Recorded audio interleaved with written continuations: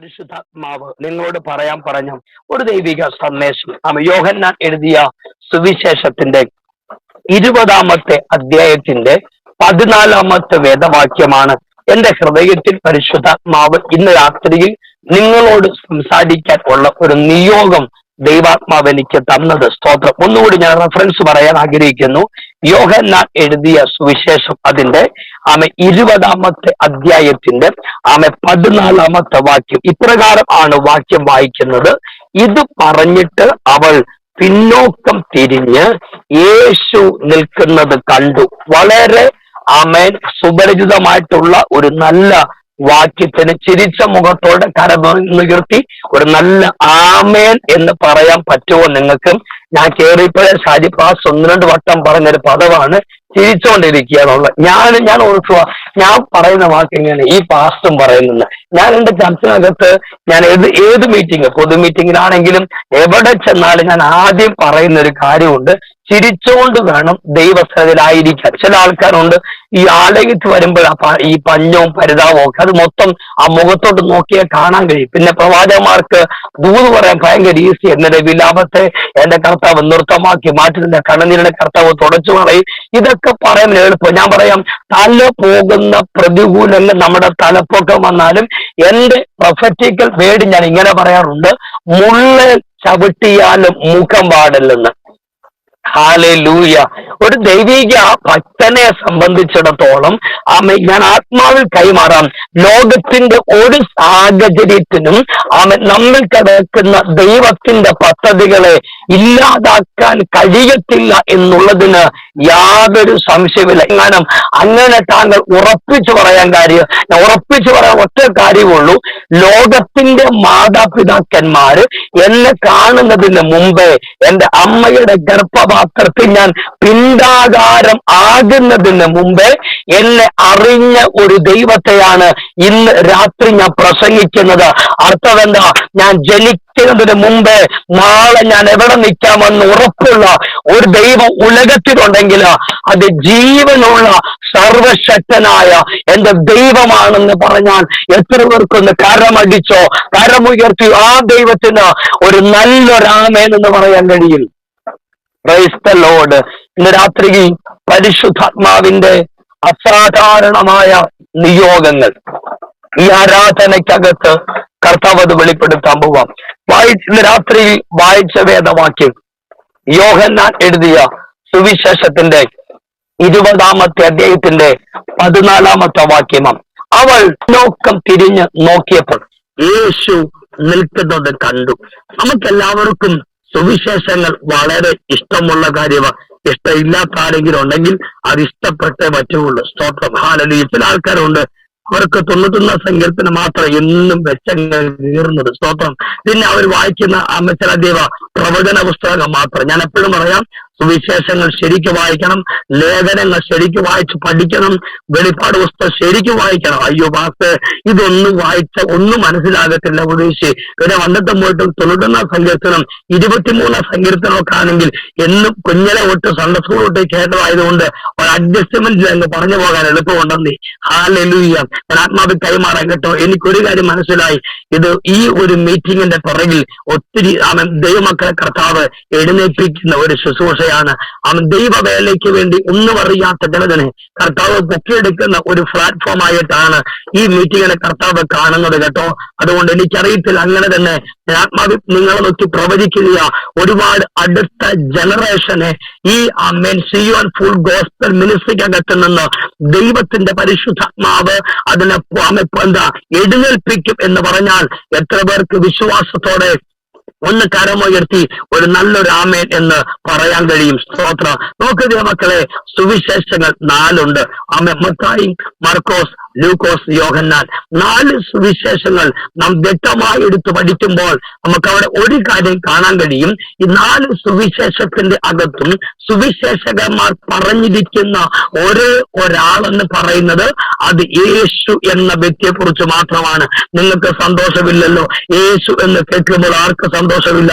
മറിച്ച് ഇസബേലെന്നും ആഹാബെന്നോ ഗോലിയാത്തെന്നോ ഒക്കെ കേട്ടാൽ രാത്രി ഇരിക്കുന്നിടത്ത് വിറച്ചോ തുള്ളിയോ ചാടിയോ മറിഞ്ഞോ നിങ്ങളുടെ ആ ദൈവത്തെ അങ്ങ് പ്രസാദിപ്പിക്കും. പക്ഷെ ഞാൻ എപ്പോഴും പറയാം, ഇസബേൽ എന്ന് കേട്ട് ആരും അന്യഭാഷ പറയാൻ പോകരുത്. സോറി.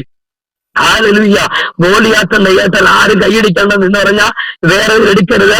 പക്ഷെ യേശു എന്ന് കേട്ടാൽ അവിടെ കൈയടിക്കണം. ഹല്ലേലൂയ. കാരണം മരണത്തെ ജയിച്ച് ലോകത്തെ ജയിച്ച ഒരു ലീഡറെ ഉള്ളൂ, അത് യേശു മാത്രമാ. സ്തോത്ര. ഇസബേലിന്റെ രക്തം ദേശത്തിലെ നായ്ക്കൾ നക്കിക്കുടിച്ചു. ഗോലിയാത്തിന്റെ അതപ്പതാണ്. നോക്കിക്കേ, ദാവീദിന്റെ ഒരു ചെറിയ കല്ലുകൊണ്ട് തന്നെ ഒരു സാമ്രാജ്യത്തെ മൊത്തം വാണവൻ ഒറ്റ സെക്കൻഡ് കൊണ്ട് നിലം പരിചായിട്ട് മാറി. അർത്ഥം, തകർന്നു പോയവനെ അല്ല നമ്മൾ ആരാധിക്കേണ്ടത്, ജയിച്ചവനെ. ഒരിടയ്ക്ക് പറഞ്ഞാൽ പരാജയപ്പെട്ടവനല്ല നമ്മൾ കൈയടിക്കേണ്ടത്, ജയിച്ചവനെ വേണം നമ്മൾ കൈ അടിക്കാൻ. നിങ്ങൾ ഇന്ന് രാത്രി ഇനി മേലെ കൈയടിക്കാനും തോന്നും. ആൾക്കാർ ഇരിപ്പ് കണ്ടിട്ട് ഞങ്ങൾ മര്യാദ കൈയടിച്ച് തുടങ്ങിയത് വിളിച്ച് അങ്ങനെ പറയുക, അത് കേൾക്കണം ഇത് കേൾക്കണം എന്നൊക്കെ പറഞ്ഞ് എങ്ങനെ കൈയടിക്കും? സ്തോത്രം. വിട്ടേക്കത് മക്കളെ. ഞാൻ വേഗത്തിൽ ആ ദൂതിലേക്ക് നിങ്ങളുടെ ശ്രദ്ധയെ ഞാൻ കൊണ്ടുവരാൻ ആഗ്രഹിക്കുന്നു. ഒത്തിരി ദൈവിക വെളിപ്പാടുകൾ എന്റെ പ്രാർത്ഥനാ മുറിക്കകത്ത് ഈ വേദവാക്യം വായിക്കുമ്പോൾ സ്വർഗം എന്നോട് പറഞ്ഞ വെളിപ്പാടുകളുണ്ട്. ഒരുപാട് ചിന്തകൾ എന്റെ ഹൃദയത്തിലേക്ക് ഈ സുവിശേഷ ഭാഗങ്ങൾ വായിച്ചപ്പോൾ എന്റെ അകത്തലങ്ങളിലേക്ക് കയറിപ്പോയിട്ടുണ്ട്. ഞാൻ ഇങ്ങനെ വിശ്വസിക്കുകയാണ്, 4 സുവിശേഷകന്മാർ തങ്ങളുടെ സുവിശേഷങ്ങൾ തങ്ങൾ രേഖപ്പെടുത്തുമ്പോൾ, സുവിശേഷങ്ങൾ എഴുതുമ്പോൾ തികച്ചും വ്യത്യസ്തമായ നിലവാരങ്ങളിലാണ് സുവിശേഷകന്മാർ യേശു എന്ന വ്യക്തിയെ പ്രസന്റ് ചെയ്യുന്നത്. അതിനുള്ള ആദ്യത്തെ ഉദാഹരണം എന്ന് പറയുന്നത് മത്തായി എഴുതിയ സുവിശേഷം എടുത്ത് പഠിക്കുമ്പോൾ അതിന്റെ 1-ാമത്തെ അധ്യായം വായിക്കുമ്പോൾ നമുക്കവിടെ കാണാൻ കഴിയുന്ന ഒരു കാര്യമുണ്ട്. ആ വംശാവലി പറഞ്ഞാണ് മത്തായി എന്ന സുവിശേഷകൻ യേശു കർത്താവിലേക്ക് തന്നെ യേശുവിനെ താൻ പ്രസന്റ് ചെയ്യുന്നത്. സ്തോത്രം. 1-ാമത്തെ അധ്യായം നാം ഇങ്ങോട്ട് വായിക്കുമ്പോൾ ഓരോ പാരമ്പര്യങ്ങൾ അങ്ങനെ തുടർമാനമായിട്ട് ഈ വംശാവലി പറഞ്ഞാണ് മത്തായി എന്ന സുവിശേഷകൻ എന്ത് ചെയ്യുന്നത്? യേശുവിനെ പ്രസന്റ് ചെയ്യുന്നത്. മർക്കോസ് എന്ന സുവിശേഷം എടുത്തു പഠിക്കുമ്പോൾ അവിടെ നമുക്കൊരു കാര്യം കാണാൻ കഴിയും. അവിടെ കാണുന്ന ഒറ്റ മർമ്മം മാത്രമേ ഉള്ളൂ, അത് വേറെ ഒന്നുമല്ല. മർക്കോസും അതുപോലെ തന്നെയാണ് വംശാവലി പറഞ്ഞാണ് യേശു കർത്താവിലേക്ക് യേശുവിനെ പ്രസന്റ് ചെയ്യുന്നത്. അടുത്ത സുവിശേഷം എന്ന് പറയുന്നത് ലൂക്കോസിന്റെ സുവിശേഷമാണ്. ലൂക്കോസിന്റെ സുവിശേഷത്തിന്റെ പ്രധാനപ്പെട്ട ഒരു മർമ്മം എന്ന് പറയുന്നത് നമുക്കവിടെ കാണാൻ കഴിയും. ലൂക്കോസ് വംശാവലിയിൽ അല്ല ആരംഭിക്കുന്നത്. പക്ഷേ ലൂക്കോസിന്റെ സുവിശേഷം 1-ാം അധ്യായത്തിലേക്ക് എത്തുമ്പോൾ നമുക്കവിടെ കാണാൻ കഴിയുന്ന ഒരു കാര്യമുണ്ട്. ഒരു പൗരോഹിത്യ ഫാമിലിയെ പ്രസന്റ് ചെയ്താണ് ലൂക്കോസ് തന്റെ സുവിശേഷം ആരംഭിക്കുന്നത്. ഏതാണ് പൗരോഹിത്യ ഫാമിലി? സെക്കരിയാവിന്റെയും എലിസബത്തിന്റെയും ഫാമിലിയെ കുറിച്ച് പ്രസന്റ് ചെയ്താണ് ലൂക്കോസ് എന്ത് ചെയ്യുന്നത്? തന്റെ സുവിശേഷം ആരംഭിക്കുന്നത്. എന്നാൽ ഈ 3 സുവിശേഷകന്മാരുടെ സുവിശേഷം എടുത്തു പഠിക്കുമ്പോൾ വംശാവലി പറഞ്ഞും മറ്റുള്ള കുടുംബ ചരിത്രങ്ങളൊക്കെ പറഞ്ഞുകൊണ്ടൊക്കെ യേശുവിനെ അവതരിപ്പിക്കുമ്പോൾ നാം നോക്കിയപ്പോൾ 1-ാമത്തെ പ്രത്യേകത, യോഹന്നാൻ എഴുതിയ സുവിശേഷത്തിന്റെ 1-ാമത്തെ പ്രത്യേകത എന്ന് പറയുന്നത് യോഹന്നാൻ യേശുവിനെ പ്രസന്റ് ചെയ്യുന്നത് ഒരിക്കലും വംശാവലി പറഞ്ഞല്ല. യോഹന്നാൻ കർത്താവിനെ പ്രസന്റ് ചെയ്യുന്നത് ഒരിക്കലും കുടുംബത്തിന്റെ ഏതെങ്കിലുമൊക്കെ ചരിത്രം പറഞ്ഞല്ല യോഹന്നാൻ യേശുവിനെ പ്രസന്റ് ചെയ്യുന്നത്. ഇതിന് എന്താണ് യോഹന്നാൻ എഴുതി വെച്ചിരിക്കുന്നത്? അതിന്റെ 1-ാമത്തെ അധ്യായത്തിന്റെ 1-ാമത്തെ വാക്യം ഇങ്ങനെ എഴുതി വെച്ചിരിക്കുന്നു: ആദിയിൽ വചനമുണ്ടായിരുന്നു, വചനം ദൈവത്തോട് കൂടെയായിരുന്നു, എന്താ? വചനം ദൈവമായിരുന്നു. നോക്കിക്കേ, മറ്റുള്ള സുവിശേഷകന്മാരുടെ സുവിശേഷങ്ങൾ എടുത്തു പഠിക്കുമ്പോൾ യോഹന്നാൻ എന്ന് പറയുന്ന സുവിശേഷകൻ ആത്മാവിന്റെ നിയോഗത്തിനകത്ത് നിന്നുകൊണ്ട് യേശു എന്ന് പറയുന്ന വ്യക്തിയെ പ്രസന്റ് ചെയ്യുന്നത് ഒരു പാരമ്പര്യം പറഞ്ഞോ ഒരു പൗരോഹിത്യം പറഞ്ഞോ അല്ല. പിന്നെ എങ്ങനെയാണ്? ആദിയിൽ വചനമുണ്ടായിരുന്നു. അർത്ഥം, യോഹന്നാൻ എന്ന് പറയുന്ന സുവിശേഷകനെ സംബന്ധിച്ചിടത്തോളം മറ്റുള്ള സുവിശേഷകന്മാരെക്കാട്ടിലും ഒന്നുകൂടി യേശു എന്ന് പറയുന്ന വ്യക്തിയെ വളരെ വ്യക്തമായിട്ടറിയാം. ഇപ്പം എനിക്ക് തോന്നുന്നത് എന്നെ വ്യക്തിപരമായിട്ട് അറിയാവുന്ന ആരും ഈ സൂമിനകത്തില്ല. സ്തോത്രം. അതുകൊണ്ട് തന്നെ ഇന്ന് ഷാജി പാസ് ഷിജോ എന്ന് പറഞ്ഞപ്പോഴാണ് നിങ്ങൾ എന്റെ പേര് പോലും ഷിജോ എന്നാണെന്ന് മനസ്സിലായത് തന്നെ. മറിച്ച് ഞാനും ഷാജി പാസും കൂടെ ഒരുപാട് ബന്ധമൊന്നുമില്ലെങ്കിലും ചില ദിവസങ്ങൾക്ക് പുറകിൽ ഈ മീറ്റിങ്ങിന് വേണ്ടി ഡേറ്റ് കൊടുക്കുകയും വേറെ മീറ്റിംഗ് വെച്ച് പലപ്പോഴും ഞങ്ങൾ തമ്മിലൊക്കെ ഓൺലൈൻ വഴിയാണെങ്കിലും ഒക്കെ കണ്ടിട്ടുണ്ട്. അപ്പൊ ഷാജി പാസിനെ സംബന്ധിച്ചിടത്തോളം ഷിജോ മങ്ങാനത്തെ കുറിച്ച് എന്തെങ്കിലും അറിയാവോ എന്ന് ഒരു ഷാജി പാസ് പറയും. ഇന്നടത്ത് ഇന്ന ഡേറ്റ് ഇന്ന മീറ്റിംഗിൽ അദ്ദേഹം പ്രസംഗിച്ചിട്ടുണ്ടായിരുന്നു. പിന്നെ അദ്ദേഹത്തിന്റെ പേര് ഷിജോ മാങ്ങാനമെന്നാണ്. ഇങ്ങനെ കുറച്ചുള്ള കാര്യങ്ങൾ ഷാജി പാസയ്ക്ക് എന്നെ കുറിച്ച് അറിയാവുന്ന കാര്യങ്ങളാണ് ഷാജി പാസ് പറയത്തുള്ളൂ. അല്ലാത്ത കാര്യങ്ങൾ ഒരിക്കലും ഷാജി പാസക്ക് ഷിജോ എന്ന് എന്നെ കുറിച്ച് പറയാൻ പറ്റുകയില്ല. നിങ്ങൾക്ക് എന്ത് മനസ്സിലാകുന്നുണ്ട്? ആണ് മറ്റുള്ള സുവിശേഷകന്മാർ വംശാവലി പറഞ്ഞ, പാരമ്പര്യം പറഞ്ഞ, പൗരോഹിത്യം പറഞ്ഞ് യേശു കർത്താവിനെ പ്രസന്റ് ചെയ്യുമ്പോൾ യോഹന്നാൻ പറയാനുള്ളത് വംശാവലിയല്ല. നിങ്ങളൊരു നല്ലൊരു ആമേൻ പറയണേ. ഞാൻ എനിക്കൊരു സ്വഭാവമുണ്ട്. ഞാൻ എവിടെ പ്രസംഗിച്ചാലും ഞാൻ ആത്മാവിലാകും. നിങ്ങൾ എന്നെ കൈയടിച്ചില്ലെങ്കിലും ഞാൻ കൈയടിക്കും. നിങ്ങൾ അന്യഭാഷ പറഞ്ഞില്ലെങ്കിലും ഞാൻ അന്യഭാഷ പറയും. കാരണം അത് എന്റെ അകത്ത് ദൈവത്തിരിക്കുന്ന ഒരു നിയോഗം. എന്തെന്നറിയാമോ? വർഷങ്ങൾക്ക് പുറകിൽ നല്ല വിക്കനായ എന്നെ, തടിച്ച നാവുള്ളവനായിരിക്കുന്ന എന്നെ എന്റെ ദൈവം ഇത്രത്തോളം ബൈബിൾ കോളേജിന്റെ പടി പോലെ കയറാനുള്ള അവസരം ഉണ്ടായില്ല കേട്ടോ. ആഗ്രഹമില്ല, അവസരം ഉണ്ടായില്ല. പക്ഷെ എങ്കിൽ പോലും ലോകപ്രകാരം ലോകത്തിലെ ദൈവങ്ങളെ ചെണ്ടകൊത്തി പ്രസാദിപ്പിച്ച് നടന്ന ഒരു ചെണ്ടമേളക്കാരനായിരിക്കുന്ന എന്നെ ഇന്ന് രാത്രിയിൽ നിങ്ങളുടെ നടുവിൽ ഇങ്ങനെ ഇരുന്ന് പ്രസംഗിക്കാൻ എന്റെ ദൈവം കൊണ്ടുവന്നെങ്കിൽ ഒന്ന് ഞാൻ ഉറപ്പിച്ചു പറയാ, എന്റെ ദൈവത്തിന് ഒരുവനെ സെലക്ട് ചെയ്യാൻ അവന്റെ പാരമ്പര്യം വിഷയമല്ല. ബിന്ദുവാന്റെ രാമൻ പറഞ്ഞ് രക്തത്താ ജയമെടുക്കുന്നു. അവൻ ദൈവത്തിന് നമ്മളെ എന്തെങ്കിലുമൊക്കെ ആക്കണമെങ്കിൽ നമ്മുടെ കുടുംബക്കാരുടെയോ അച്ചാച്ചന്മാരുടെയോ അമ്മാമ്മമാരുടെയോ അമ്മാവന്മാരുടെയോ അമ്മാച്ചന്മാരുടെയോ ഒരു സർട്ടിഫിക്കറ്റ് വേണ്ടലില്ല സിസ്റ്ററെ. അർത്ഥം ദൈവം നിന്നെ കുറിച്ച്, ദൈവത്തിന് ലിൻഡ എന്ന വ്യക്തിയെ കുറിച്ച് ഒരു പ്ലാനും പദ്ധതി കിടപ്പുണ്ടെങ്കിൽ ലോകത്തിന്റെ ഏതൊക്കെ അച്ചാച്ചന്മാർ എന്റെ പൊന്ന് ലിൻഡ സിസ്റ്ററെ, നിന്റെ ഭാവിക്കോ നിന്റെ വാഴ്ചത്വത്തിനോ നിന്റെ നന്മയ്ക്കോ ഏതിരെ കയറി വന്നാല് നിന്റെ പറയണോ ഒരു പർവ്വത എന്ന് നേരെ കയറി വന്നാല് ഞാൻ കുലുങ്ങിപ്പോകത്തില്ലെന്ന്. അതേ വാസ്തേ ഇത് പറഞ്ഞു വിടാൻ എളുപ്പമുണ്ടെന്ന് ചില വാക്കുകളും ചില സംസാരങ്ങളും ചില കമന്റുകളൊക്കെ കേൾക്കുമ്പോ എന്റെ പൊന്നുപദേശി എങ്ങനെയൊക്കെ പറയാൻ തോന്നുന്നത്. അന്നേരം ഞാൻ ഒരു കാര്യം പറയും, ഇനി ഞാൻ പ്രാർത്ഥിക്കുന്നില്ല, ഇനി ഞാൻ ആരാധിക്കുന്നില്ല. ഷാജി പാസ്റ്റേ ഞാനൊരു ലിങ്കിലൊന്നും കയറുന്നില്ല. എന്തിനെങ്ങനെ കയറിയിരിക്കുന്നത്? ചുമ്മാ ഈ ഫോണിന് മുമ്പിൽ ഇരുന്നിട്ടോ ഒരു ഗുണമില്ല. ഞാൻ പറയാൻ കേട്ടോ, കേൾക്കുന്ന ദൈവത്തിന്റെ വചനമാണെങ്കിൽ ഇന്നല്ല നാളെ ഗുണപ്പെടുന്നയൊക്കെ രക്തത്താ ജയമെടുക്കുന്നു. ഹല്ലേലൂയ. എനിക്ക് ഉറപ്പുണ്ടെന്ന് വചനം വെളിപ്പെട്ടിട്ടുണ്ടോ ചരിത്രം മാറും. സ്തോത്രം.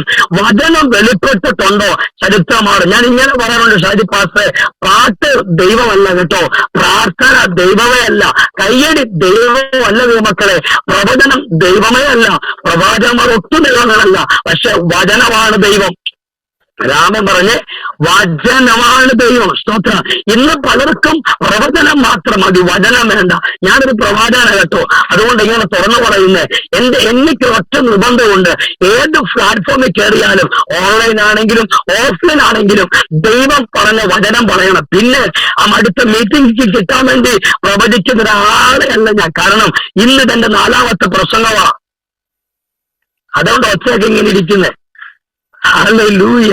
ഇതിന് ശേഷം 9 മണിക്ക് മീറ്റ് വൈൻഡപ്പ് ചെയ്യാൻ എനിക്ക് പോയി. ഞാൻ പറഞ്ഞു വന്നത്, അവൻ ദൈവത്തിന്റെ വചനം ഒരു വ്യക്തിയുടെ മേൽ വെളിപ്പെട്ടാൽ അവന്റെ ചരിത്രം മാറും. സെബിൻ ബ്രദറെ, നിന്റെ ജീവിത രീതികളെ പരിശുദ്ധമാവ് തിരിക്കും. എനിക്കറിയത്തില്ല സെബിൻ ആരാണെന്ന്, പക്ഷെ സെബിന്റെ കുടുംബത്തിനകത്തളങ്ങളിൽ ചില നാടുകളായിട്ട് നീ അനുഭവിച്ചുകൊണ്ടിരിക്കുന്ന ചില പ്രതികൂലങ്ങളെ, ചില പ്രതിസന്ധികളെ കുറച്ചു മാറ്റി, ചില വേദനകളെ എടുത്തു മാറ്റി, നിന്ദിച്ചവരുടെ നടുവിൽ നിന്നെ പേര് പറഞ്ഞ് മാനിക്കുന്ന ദൈവത്തിന്റെ പദ്ധതി അധികാരത്തോടെ വെളിപ്പെടാൻ പോവാണെന്ന് പരിശുദ്ധാത്മാവിന്റെ രാത്രിയിൽ നിയോഗത്തോടെ പ്രവചിച്ചു പറയാൻ പറയുന്നു. സെബിനെ ശരിക്കും പ്രാർത്ഥിച്ചു കേട്ടോ, ദൈവം നിന്നോട് ഇടപെടും. തുടർന്ന് നോക്കുക മക്കളെ, മടങ്ങി വരാൻ നമുക്കല്ലേ. നമുക്ക് ആ വേദവാക്യത്തിലേക്ക് നിങ്ങളുടെ ശ്രദ്ധയെ ഞാൻ വളരെ ആത്മാർത്ഥത കൊണ്ടുവരുവാൻ ദൈവനാമത്തിൽ ഞാൻ ശരണപ്പെടുകയാണ്. ഹല്ലേലൂയ. എനിക്കൊരു കാര്യം നിങ്ങളെ നോക്കിക്കൊണ്ട് ഉറപ്പായിട്ടും പറയാൻ കഴിയും, ദൈവത്തിന്റെ ഒരു വാഗ്ദത്തങ്ങൾ പോലും വെറുതെ ആകത്തില്ല. ദൈവം പറയുന്ന ഒരു വാക്ക് പോലും വെറും വാക്കായി പോകത്തില്ല. അർത്ഥം സർവ ശക്തനായ, സർവവ്യാപിയായ, സകലത്തിലും മീതെ അധിവസിക്കുന്നവനായ, എൽ ശദായിയായവൻ, സർവശക്തനായവൻ, ആൽഫയായവൻ, ഒമേഗയായവൻ, ധീരനായവൻ രാത്രി പറയുന്നു, നിന്നെ മാനിക്കാമെന്ന്, കുടുംബത്തെ മാനിക്കാമെന്ന്, തലമുറകളെ മാനിക്കാമെന്ന് അപ്പൻ നമ്മെ നോക്കിക്കൊണ്ട് ഒരു വാഗ്ദത്തം പറഞ്ഞിട്ടുണ്ടെങ്കിൽ ഞാൻ വിശ്വസിക്കുന്നു, ലോകത്തിന്റെ ഒരു ശക്തിക്കും നീ കേട്ട ദൈവശബ്ദങ്ങളെ ഇല്ലാതാക്കാൻ കഴിയത്തില്ല എന്ന് പറഞ്ഞാൽ ആ കരമുയർത്തി ഒരു നല്ലൊരാമേൻ എന്ന് ഒന്ന് പറഞ്ഞ് ആ ദൂതനെ സ്വീകരിക്കാൻ കഴിയുമോ? ഹല്ലേലൂയ. മറ്റുള്ള സുവിശേഷകന്മാരെ വെച്ച് നോക്കിയാൽ യോഹന്നാന്റെ സുവിശേഷം തികച്ചും വ്യത്യസ്തമായിരുന്നു. 4 സുവിശേഷങ്ങൾ എടുത്തു പഠിക്കുമ്പോൾ യേശു കർത്താവ് കടന്നുപോയ 8 സ്ഥലങ്ങളെ കുറിച്ച് നമ്മളെ ബൈബിൾ പഠിപ്പിക്കുന്നുണ്ട്. ഒന്നാമത്തെ സ്ഥലമാണ് യേശു ജനിച്ച ബേത്ലഹേം.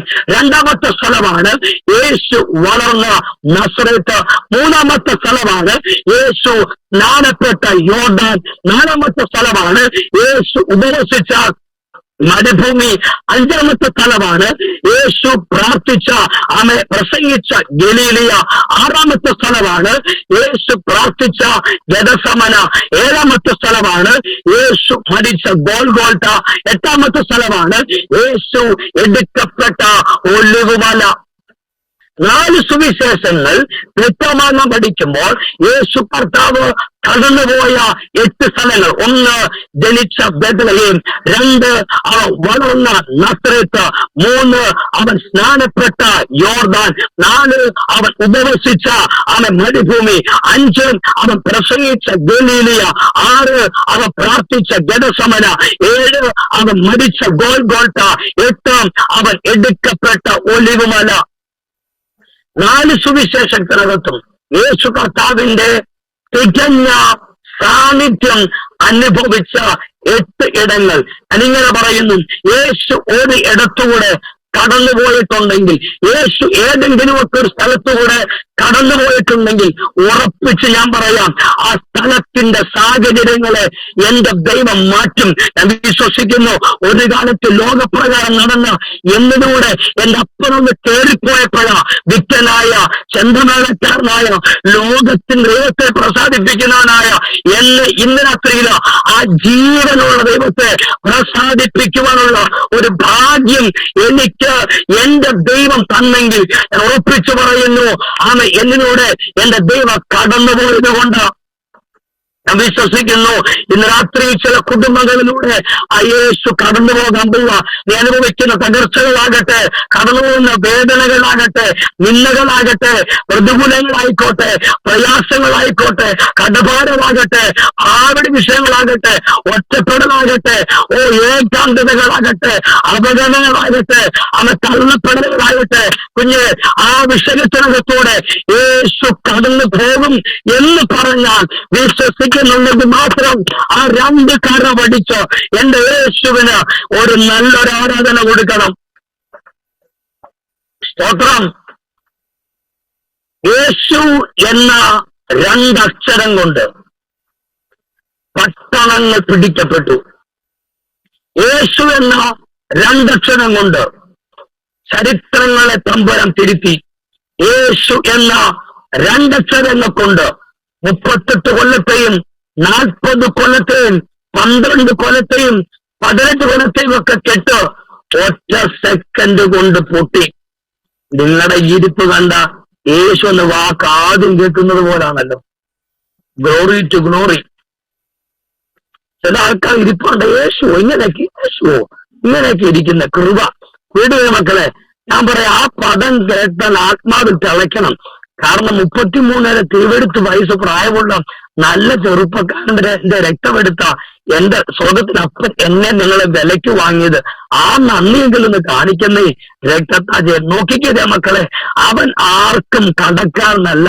ഞാൻ ഇങ്ങനെ പറയാറുണ്ട് കേട്ടോ, നമ്മുടെയൊക്കെ പ്രായം 40, 50, 60, 70, 28, 30, 35, 18 ഒക്കെ ആയിക്കോട്ടെന്നേ. പക്ഷെ എത്ര 68കാരനും എത്ര 70കാരനോട് ഞാൻ ഇങ്ങനെ പറയാറുണ്ട്, നമ്മുടെ അകത്ത് ഓടുന്ന രക്തം 33.5 വയസ്സുകാരന്റെയാ. ഹല്ലേലൂയ. സെബൂർ മച്ചാനെ മാത്രം പിടികിട്ടി, ബാക്കി ആർക്കും ഒന്നും പിടികിട്ടിയില്ല. രക്തത്താൽ ജയം. ഹല്ലേലൂയ. അച്ഛ, ഈ വെളിപ്പാടാണ് കാലേബ് പറഞ്ഞൊരു പദമുണ്ട്. 40-ാമത്തെ വയസ്സിൽ ഞങ്ങൾ കേട്ട വാറ്റത്വം, 85-ാമത്തെ വയസ്സിൽ ഞങ്ങൾ ആ വാറ്റത്വത്തിലേക്ക് എത്തുമ്പോൾ അന്നത്തെ പോലെ ആരോഗ്യം ഇന്നും ഉണ്ടെന്ന്. എന്താ അതിന്റെ അർത്ഥം? എന്താ? 85-ലാണ് നിൽക്കുന്നതെങ്കിലും 40-ലെ പവറാണ്. ഇന്നത്തെ നമ്മുടെ പ്രായമുള്ള അമ്മച്ചിമാരെ അമ്മച്ചിമാര് കുറവാ, ചട്ടമുണ്ടുകാർ കുറവാ. പക്ഷെ പണ്ടൊക്കെ അതൊരു അനുഗ്രഹമാണ് സഭയ്ക്കകത്ത്. ഇന്നെല്ലാം ന്യൂജനായി പോയില്ലേ? പക്ഷെ ഞാൻ പറയാം, അന്നത്തെ ചട്ടമുണ്ട് അമ്മച്ചിമാരൊക്കെ സഭയ്ക്കകത്ത് വന്നിരുന്ന് കയറിയുണ്ടല്ലോ. ഇന്നത്തെ കുഞ്ഞുങ്ങളെ തോണ്ടുകയല്ല, ഫോണേല് കുത്തിയിരുന്നങ്ങൾ പ്രാർത്ഥിക്കും, കുത്തിയിരുന്നങ്ങൾ ആരാധിക്കും. എന്താ? അതുവരെ സഭയ്ക്കകത്ത് വെളിപ്പെടാത്ത ദൈവ സാന്നിധ്യം സഭയ്ക്കകത്ത് വെളിപ്പെടും. ഹല്ലേലൂയ. ഒന്നും പ്രസംഗിക്കാൻ അറിയാൻ മേലാത്ത ഉപദേശിയാണെങ്കിലും അമ്മച്ചിയുടെ പാട്ട് കേട്ടാ സ്പ്രിങ് പോലാകും. എന്താ കാര്യം? അമ്മച്ചി വില കൊടുത്താ വന്നിരിക്കുന്നേ. കഴിക്കാൻ ആഹാരമില്ല, കയറിക്കിടക്കാൻ കിടപ്പാടമില്ല, കിടക്കുന്നത് തലപ്പാൻ പോലും കാണുകയില്ല. ഈറ്റപ്പായുള്ളെങ്കിലും ഉണ്ടല്ലോ, ആ ചാണം വഴി തലക്കകത്തിരുന്നോ ഒരു പ്രാർത്ഥന പ്രാർത്ഥിച്ചാൽ പട്ടണഭൂത വളകും. ഇന്ന് ഭൂതസഭയ്ക്കകത്ത് വളകുന്നത് ഇല്ല, പട്ടണഭൂത വളകുന്നത്. എന്താ കാര്യം? പ്രാർത്ഥിക്കുന്നവനെ പിശാചിന് പേടിയ. പഴയ ഞങ്ങളുടെ നാട്ടിൽ നിങ്ങൾക്കറിയായിരിക്കും, അങ്ങനെ ജോസഫ് അപ്പച്ചന്റെ പ്രായമായ സമയത്തൊക്കെ ഞാൻ ഓർക്കുന്നു, ഞാൻ കുഞ്ഞുപ്രായത്തില്ല. അപ്പച്ചൻ കസേര കയറി ഇരുന്നാ മതി, സ്തോത്രം എന്നൊരു സ്തോത്രം പറയുമ്പോഴേ എന്റെ പുല്ല് ഷാജി പാസേ അന്നൊക്കെ അളകുന്ന ഭൂതം. ഇന്നൊക്കെ ചുമ്മാ തോളം വെക്കുമല്ലേ കിടന്നു. ഇന്ന് ഉപദേശ മുന്തിയിട്ട് ആരാധന അലങ്കോലപ്പെടുത്തി പ്രാർത്ഥനയുടെ അന്തരീക്ഷവും കളഞ്ഞ് പിന്നെ ഭയങ്കര ബഹളമാ. പിന്നെ സ്തോത്രം. അന്ന് ഞാൻ നോക്കിയപ്പോ അപ്പച്ചൻ കസേര ഇങ്ങനെ ഇരിപ്പുണ്ട്, വെള്ള ഷർട്ടും വെള്ള മുണ്ടുമാണ് ഡ്രസ്സ്. ഈ ഭൂതം മുടി അങ്ങോട്ട് അയക്കുന്ന ആക്കങ്ങോട്ട് ചാടിച്ച് ഒറ്റ കാഴ്ച അപ്പച്ചൻ ആനങ്ങയിൽ ഇങ്ങനെ ഇടുന്നത്. അതുവരെ പ്രാർത്ഥിച്ച അപ്പച്ചൻ പിന്നെ മിണ്ടിയില്ല. എനിക്കൊരു കാര്യം മനസ്സിലായി, അതുവരെ ആരാധിക്കുന്ന സകല കുടികൾ അന്ന് അഭിഷേകം പ്രാപിച്ചു കാണും. ഈ ഭൂതത്തെ വെച്ച് കേട്ടപ്പോൾ അപ്പച്ചൻ മിണ്ടിയില്ല. അപ്പച്ചൻ അവിടെ അനങ്ങാൻ. അപ്പച്ചൻ പറഞ്ഞു, യേശുവിന്റെ നാമത്തിൽ അടയാളം കാണിച്ച് പൊക്കോളാൻ പറഞ്ഞു. ഈ അലറിയ സാധനം പൊക്കോളാവെന്ന് പറഞ്ഞ് പൊക്കോളാവെന്ന് പറയുകയും ഞങ്ങൾ കേട്ട ശബ്ദമാണ് തൊട്ടപ്പുറത്തെ വീടിന്റെ വലിയൊരു പ്ലാവിന്റെ കമ്പ് ഒടിഞ്ഞു വീഴുകയും ഭൂതം പോയി. പക്ഷെ അടുത്ത സ്റ്റെപ്പ് കണ്ടോണം, ഈ കൊച്ച പ്രായം എഴുന്നേക്കുന്നത് അഭിഷേകം പ്രാപിച്ച. ഇന്നത്തെ ശുശ്രൂഷകളൊക്കെ എവിടെ പോയി? ഇന്ന് ഭൂതം അടുത്തത് പിന്നെ വരും ഭൂതം. ഇന്നെങ്ങനെ വിടും? അടുത്ത ആഴ്ച അടുത്തത് കൂട്ടിക്കൊണ്ടാ വരുന്നത്. ഉപദേശം കുഴപ്പമാണോ? അല്ല. ദൈവം തന്ന വിടുവിനകത്ത് നിലനിൽക്കാൻ പഠിക്കണം. വചനത്തിനകത്ത് തുറക്കാൻ പഠിക്കണം. വചനത്തിനകത്ത് തന്നെ സ്ഥിരപ്പെടണം.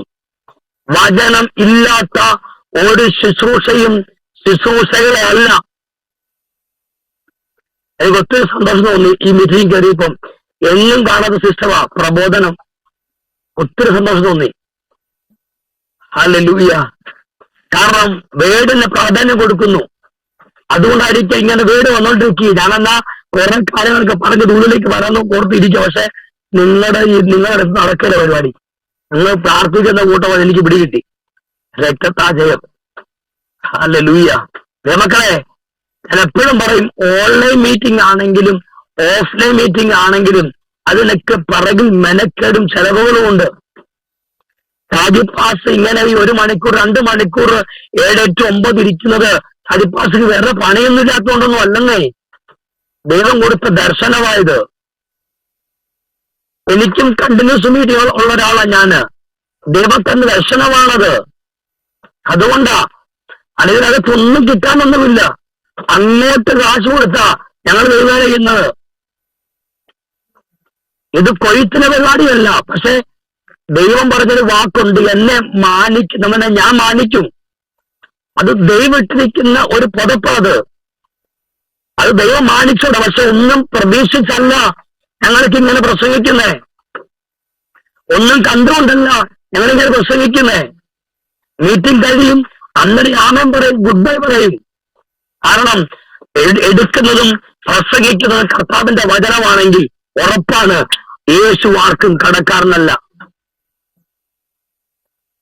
പല വീട്ടിലും കറണ്ട് പോയെന്ന് തോന്നല്ലോ. ഹല്ലേലൂയ. എങ്കിലും ആട്ടെ, മടങ്ങി വരാം നമുക്ക്. നോക്കിക്കഴിഞ്ഞ മക്കളെ, യോഹന്നാന്റെ സുവിശേഷത്തിനകത്ത് ഒത്തിരി പ്രാധാന്യങ്ങളുണ്ട്.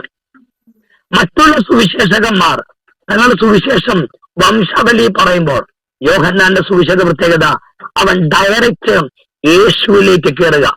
ആദിയിൽ വചനമുണ്ടായിരുന്നു, വചനം ദൈവമായിരുന്നു. അർത്ഥം ഡയറക്റ്റ് ആയിട്ട് അവൻ യേശുവിനെ പ്രസന്റ് ചെയ്തു. എന്റെ ചോദ്യം, എന്തുകൊണ്ട് യോഹന്നാൻ വംശാവലി അറിയാത്തത് കൊണ്ടാണോ? യോഹന്നാന് വംശാവലി വ്യക്തമായിട്ട് അറിയാം. പക്ഷേ യോഹന്നാൻ പറയും, എനിക്ക് യേശുവായിട്ടുള്ള ഒരു ബന്ധമുണ്ട്, ആ ഒരു ഇന്റിമസി ഉണ്ട്. അത്രയും ബന്ധം മത്തായിക്കോ മർക്കോസിനോ ലൂക്കോസിനോ ഇല്ലെന്ന്. അർത്ഥം എന്താ? ബന്ധമുള്ളവന് ഒരാളെ പരിചയപ്പെടുത്താൻ കാട് കയറി വരേണ്ട കാര്യമൊന്നുമില്ല. ഡയറക്റ്റ് എന്ത് ചെയ്യാം? അവനെ വെളിപ്പെടുത്താം. കാരണം അവനുമായിട്ട് നല്ല ബന്ധമുള്ളത് കൊണ്ടാ. നോക്കണേ മക്കളെ, ഞാൻ രാത്രിയില് ഒന്ന് രണ്ട് കാര്യങ്ങളോടെ പറഞ്ഞിട്ട് ഈ ദൂതിലേക്ക് നമുക്കൊന്ന് ഓടി വരാം. സ്തോത്രം. മറ്റുള്ള സുവിശേഷങ്ങളെ വെച്ച് വ്യത്യസ്തമായ സുവിശേഷമാണ് യോഹന്നാന്റെ സുവിശേഷം. ഒന്ന്, ഇല്ല എന്ന് പറഞ്ഞ് തുടങ്ങുന്ന സുവിശേഷമാണ് യോഹന്നാന്റെ സുവിശേഷനെ ചെയ്യരുത്, അടുത്ത വാക്ക് കേട്ടോണം. ഇല്ല എന്ന് പറഞ്ഞ് തുടങ്ങുന്ന സുവിശേഷമാണ് യോഹന്നാന്റെ സുവിശേഷം. എന്താ ഉപദേശിയും അങ്ങനെ പറയാൻ കാര്യം? ഒന്നാമത്തെ അധ്യായം വായിക്കുമ്പോൾ അവിടെ കാണുന്നു കപടം ഇല്ല. രണ്ടാമത്തെ അധ്യായം വായിക്കുമ്പോൾ കാണുന്നു വീഞ്ഞ് ഇല്ല. മൂന്നാമത്തെ അധ്യായത്തിൽ വായിക്കുന്നു സൗഖ്യം ഇല്ല. നാലാമത്തെ അധ്യായം വായിക്കുമ്പോൾ അവിടെ കാണുന്നു കഴിക്കാൻ അപ്പമില്ല. 6ലേക്ക് എത്തുമ്പോൾ കാണുന്നു 38 വർഷമായിട്ട് വിടുതലില്ല. ഇങ്ങനെ ഓരോ അധ്യായങ്ങൾ, ഇതെന്റെ പഠനമുറിക്കകത്ത് കിട്ടിയ വെളിപ്പാടാ.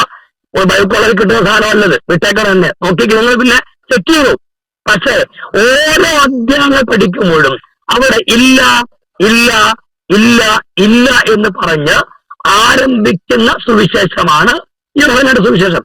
അടുത്തത്, ഇല്ല എന്ന് പറഞ്ഞതിനെ ഉണ്ട് എന്ന് പറയുന്ന സുവിശേഷമാണ് യോഹന്നാന്റെ സുവിശേഷം. ഒരു നല്ലൊരു ആമേൻ പറയണേ. അവിടെ ഇല്ലെന്ന് പറഞ്ഞെടുത്ത് ഉണ്ടെന്ന് വെളിപ്പെടുത്തി. വീഞ്ഞ് ഇല്ലെന്ന് പറഞ്ഞെടുത്ത് വീഞ്ഞ് വെളിപ്പെടുത്തി ഉണ്ടെന്ന് പറഞ്ഞു, കൊണ്ടുവന്നവിടെ. സൗഖ്യം ഇല്ല എന്ന് പറഞ്ഞെടുത്ത് കർത്താവ് എന്ത് ചെയ്തു? സൗഖ്യം കൊടുത്തു. അർത്ഥം ഇല്ല ഇല്ല ഇല്ല എന്ന് പറഞ്ഞ് തുടങ്ങുന്നതിന് ഉണ്ട് എന്ന് പറഞ്ഞ് അവസാനിപ്പിക്കുന്ന ഒരനുഗ്രഹിക്കപ്പെട്ട സുവിശേഷമാണ് യോഹന്നാന്റെ സുവിശേഷം. ഒന്ന് കരമുയർത്തി നല്ലൊരു ആമേൻ പറയാവോ? നിങ്ങൾക്കിടകത്തുണ്ടോ അതോ ഇല്ലേ? സ്തോത്രം. ഹല്ലേലൂയ. തങ്കമാന്റി, ഇല്ലെന്ന് എന്തൊക്കെ ഭാരപ്പെട്ടാണോ ഇരിക്കുന്നത് അതിനെ ഉണ്ടെന്ന് പറയിപ്പിക്കുന്ന രാത്രിയായിട്ട് ഈ രാത്രി വഴിമാറുവാണ്ടി. കാരണം ഞാൻ പ്രസംഗിക്കുന്നത് ഒരു ലോകത്തിലെ മരിച്ചുപോയ ഏതെങ്കിലും ഒരു മതനേതാവിനെയോ രാഷ്ട്രീയ നേതാവിനെ അല്ല ഞാൻ പ്രസംഗിക്കുന്നത് കേട്ടോ.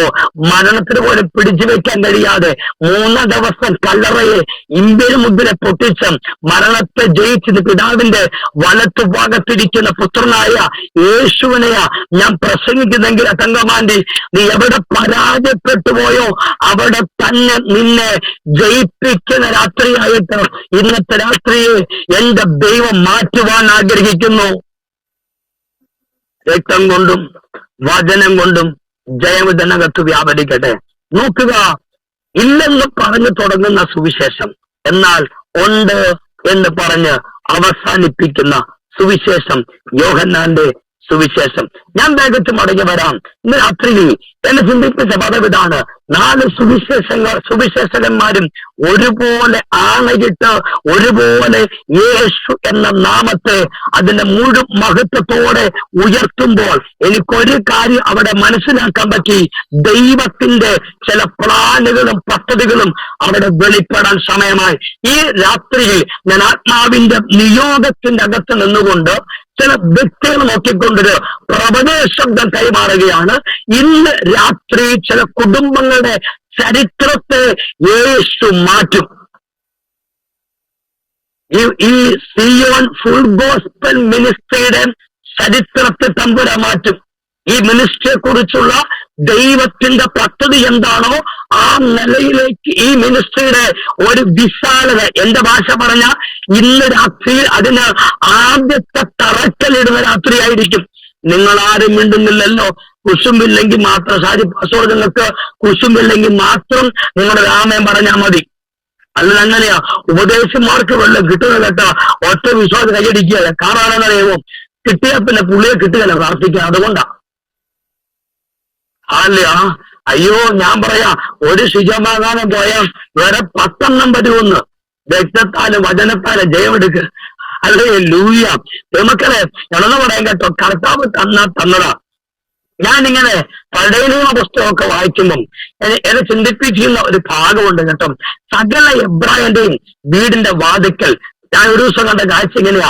മരുഭൂമിയിലൂടെയൊക്കെയാ പോകുന്നതെങ്കിലും വീട്ടുവാതിക്കൽ നേരം വെളുക്കുമ്പോൾ മഞ്ഞുപാളി വീണ് കിടക്കും. സ്തോത്രം. ആ മഞ്ഞുപാളി വീണ് കിടക്കുമ്പോൾ അതിന്റെ മുകളിൽ മണ്ണ് വീണ് കിടക്കും. സ്തോത്രം. ഈ മണ്ണുകളുടെ മേളിൽ വീണ്ടും വീണോ ഒരുപാട് മഞ്ഞുപാളി വീണ്ടും വീണ് കിടക്കും. അതായത് നമ്മൾ ബേക്കറി ചെല്ലുമ്പോൾ കണ്ടിട്ടില്ല, 2 ബണ്ണിനിടയ്ക്ക് കട്ട്ലറ്റ് വെച്ചിരിക്കുന്ന സാധനം. എന്നാ സാൻഡ്വിച്ചാണോ ബർഗറാണോ? അത് എപ്പോഴും എനിക്ക് മറന്നു പോകും. കഴിച്ചൊരാളുണ്ടെങ്കിൽ പറ, ബർഗറാണോ സാൻഡ്വിച്ചാണോ? എന്തെങ്കിലും ആകട്ടെ, 2 ബണ്ണിനിടയ്ക്ക് ഒരു കട്ട്ലറ്റ് എന്ന് പറഞ്ഞ പോലെ അടിയിൽ ഒരു പാളി മഞ്ഞുപാളി, ഇടയ്ക്ക് മഞ്ഞ, അതിന് മേളിൽ പിന്നെ ഒരു മഞ്ഞുപാളി എന്ന് പറഞ്ഞാൽ ഇത്ര മാത്രമേ ഉള്ളൂ. മണലിന്റെ മുകളിൽ മഞ്ഞ്, അതിന് മുകളിൽ മഞ്ഞ, അതിന് വീണ്ടും മഞ്ഞ്. അർത്ഥം ദൈവം എനിക്കും നിങ്ങൾക്കും തരുന്ന നന്മയുടെ മേൽ കല്ല് കടിക്കത്തില്ല. അതോ നിങ്ങൾ ആരും മിണ്ടുന്നില്ലല്ലോ. നിങ്ങൾക്ക് കല്ല് കടിച്ചാലും കുഴപ്പമില്ല, കിട്ടിയാൽ മതി ഉപദേശി. ഹല്ലേലൂയ.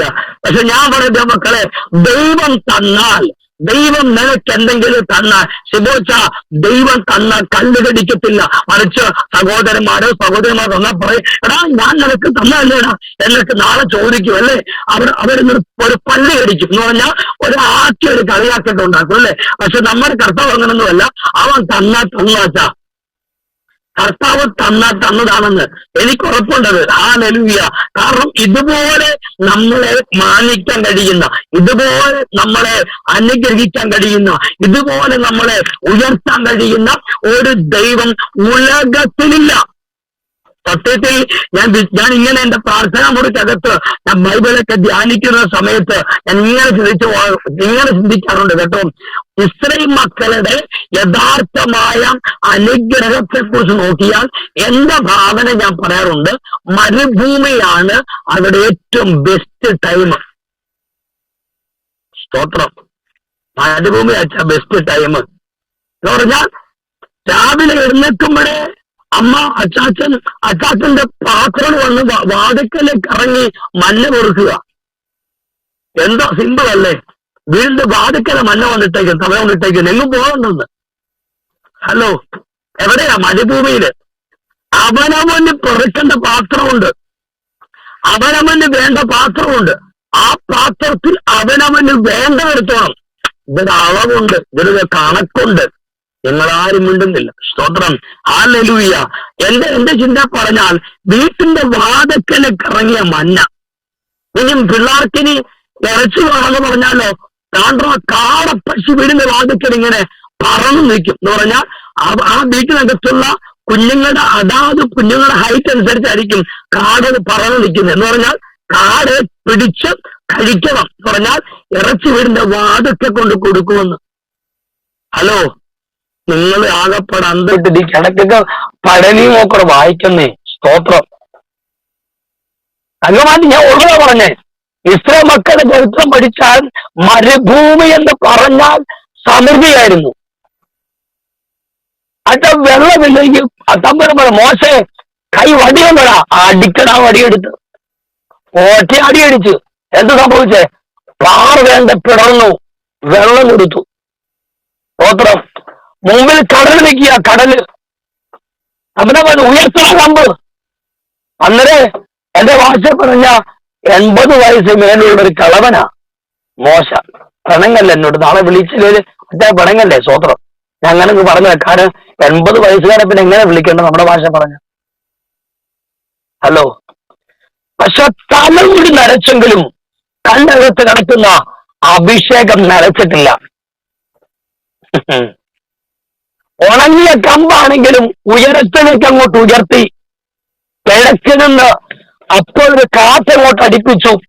കുറച്ചു മുമ്പ് വരെ കര കവിഞ്ഞ് കയറി വരുന്ന തിരമാല ആഴി അടുത്ത സെക്കൻഡിൽ വഴിയായി. ഇന്ന് നമ്മുടെയും എന്റെയും നിങ്ങളുടെയൊക്കെ ചിന്ത എന്നാണെന്നറിയാമോ?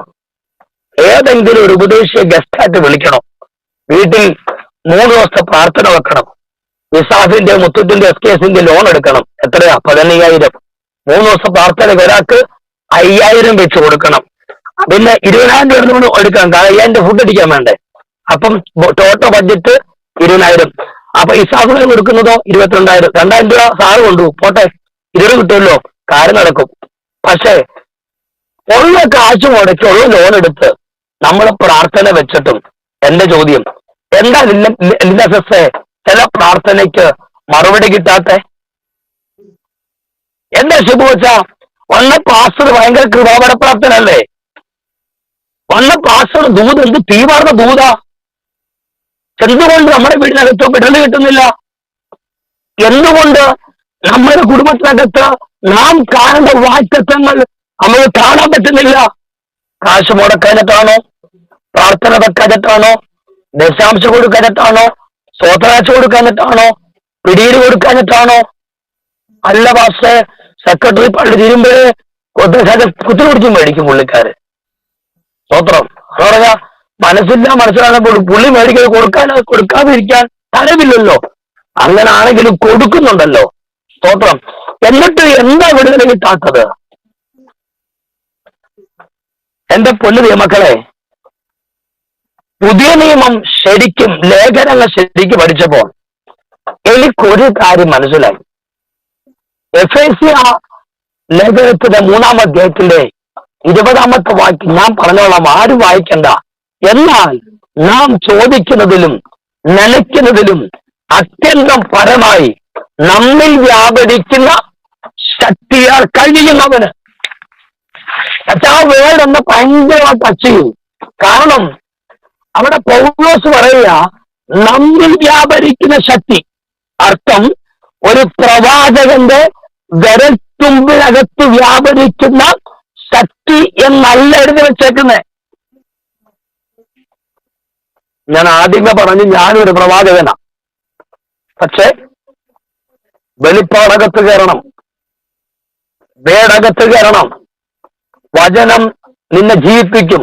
വചനം ഇല്ലാത്തതിനെ ഉള്ളതുപോലെ വിളിച്ചു വരുത്തും. വചനം ചത്തതിനെ ജീവിപ്പിക്കും. പൗലോസ് പറയാ നമ്മിൽ വ്യാപരിക്കുന്നതിനുള്ള ശക്തി. കണ്ടോ? അർത്ഥം എന്താ ബിന്ദുവാണ്ടി? എന്റെ അകത്ത് വ്യാപരിക്കുന്ന അതേ ആത്മാവാണ് ബിന്ദുവിനകത്ത് വ്യാപരിക്കുന്നത്. അതേ ആത്മാവാണ് തങ്ങമാനടുത്ത് വ്യാപരിക്കുന്നത്. അതേ ആത്മാവാണ് പ്രധാനയുടെ അകത്ത് വ്യാപരിക്കുന്നത്. ആത്മാവ് ഒന്നേ ഉള്ളൂ. അയ്യോ ഉപദേശം അങ്ങനെ പറയല്ല. കുറച്ച് മുമ്പ് കൂടെ ഞാൻ വഴക്കുണ്ടാക്കി അറിയാതാണെങ്കിൽ 2 ചാട്ടമൊക്കെ ചാടുവന്നിരിക്കുക. ആ ആത്മാവല്ല ഉദ്ദേശിച്ച്.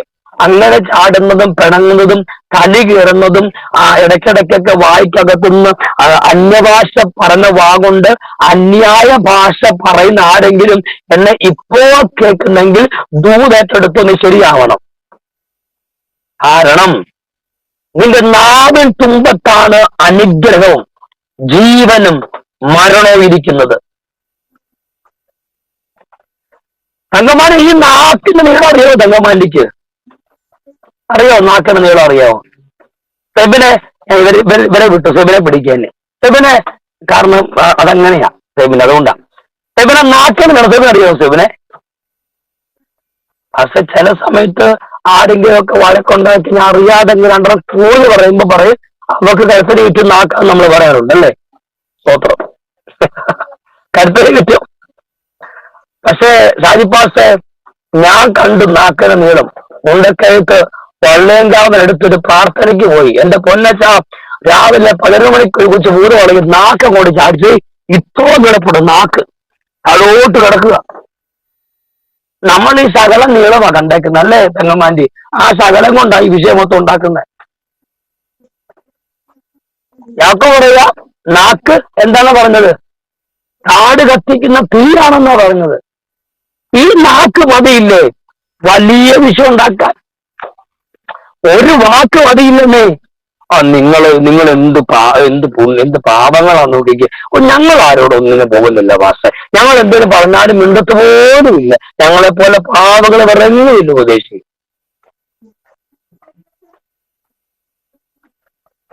സ്തോത്രം. ഹല്ലേലൂയ. ഒരു കാര്യത്തിൽ തീരുമാനമായി, ഇനി എന്റെ കാര്യത്തിൽ തീരുമാനമായിട്ടുണ്ട്. പക്ഷെ ഞാൻ ഇങ്ങനെ പ്രസംഗിക്കത്തുള്ളൂ, ഞാൻ ഇങ്ങനെ പറയത്തുള്ളൂ. കാരണം നിങ്ങൾ ഈ 1 മണിക്കൂർ 2 മണിക്കൂർ നിങ്ങളുടെ വീട്ടിൽ ഇരിക്കുമ്പം, ഇപ്പം ഈ മീറ്റിംഗിൽ എത്ര പേരുണ്ട്? 20 15 പേരുടെ 2 മണിക്കൂർ നോക്കിക്ക് 30 മണിക്കൂറാ പോകുന്നത്. ഞാൻ 1 മണിക്കൂർ പ്രസംഗിക്കുമ്പോ നിങ്ങളുടെ 15 മണിക്കൂറായി മൊത്തത്തോടെ പോകുന്നത്. ഈ 15 മണിക്കൂർ പോകുമ്പം അതിന് റിസൾട്ട് ഇല്ലെങ്കിൽ എന്തിനാ പ്രസംഗിക്കുന്നേ? 30 പേരുണ്ടെങ്കിൽ 30 മണിക്കൂറാ പോകുന്നേ.